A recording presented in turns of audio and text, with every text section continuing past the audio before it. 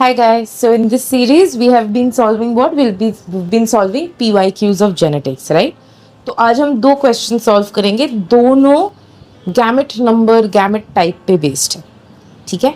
So now in a trihybrid plant what will be the probability of a gamete containing at least one dominant allele? Okay, so if the plant is trihybrid and the cross is between, let's say, AA, DB and CC, then we know the total number of gametes would be 2 to the power n, where n is what? N is the number of heterozygotes, heterozygous combinations. So the total number of gametes would be 8, right? तो उससे ये option directly eliminate हो जाता है है ना, unless it's going to be 4/8. अब dominant एक एटलीस्ट रहेगा, तो इसमें से हमको डायरेक्टली एक combination you will be able to see which is ABC. इसको छोड़ के कोई भी दूसरा कॉम्बिनेशन हो, या तो कैपिटल A रहेगा या कैपिटल B या कैपिटल C, है ना. So for example it can either be capital A B C और it can be capital A small b capital C और it can be capital A small b small c. Correct. It can be small a capital B capital C और small a capital B small c. Right.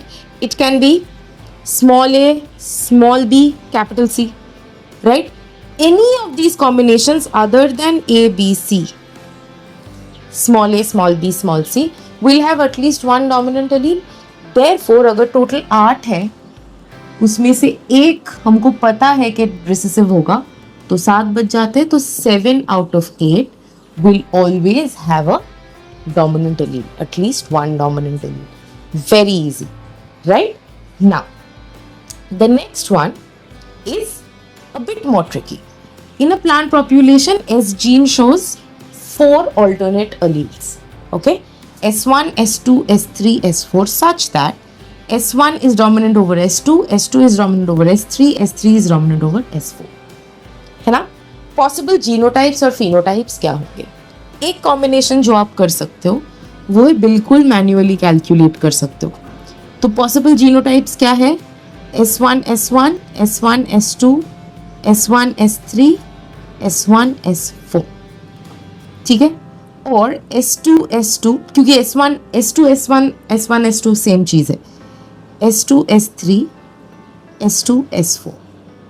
और it can B S3, S3, S3, S4, or it can be S4, S4.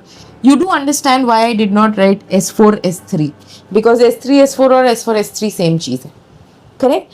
तो फिर genotypic combinations हमको मिल जाएंगे, यहाँ 4, यहाँ 3, 7, 8, 9, 1, 10. ठीक है. 10 वाला ऑप्शन हमको सिलेक्ट करना है. अब फिनोटाइप अगर आपको क्रॉस चेक करना है ना, अगर फिनोटाइप क्रॉस चेक करना है तो क्योंकि S1 सबसे डोमिनेंट है, तो इस पूरे सेट को S1 का फिनोटाइप मिलेगा. ठीक है. अब यहाँ कोई S1 नहीं है, तो S2 is the top most, तो इसको S2 मिलेगा, इसको S3 मिलेगा और इसको S4. सो टोटल 4 है ना. So then option B is correct. But this takes a lot of time. What if मैं ये 6 दे देती, 10 दे देती, तब आप क्या करोगे, है ना. तब एक फॉर्मूला है, n multiplied by n plus 1 divided by 2. These are your genotypic combinations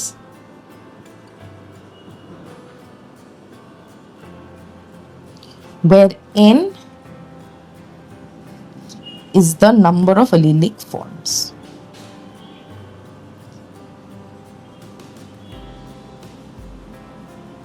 Okay, so मतलब 4 plus 1 divided by 2, that is 20/2, that's 10. ठीक है. ये जीनोटिपिक फॉर्म्स के हो गए. और फिनोटिपिक फॉर्म्स के लिए n इज इक्वल टू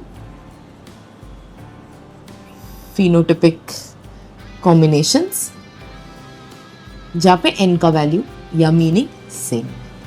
ठीक है, तो ये फॉर्मूला आप लार्जर सम्स के लिए यूज कर सकते हो। I hope this much was clear. I see you in the next video. Thank you.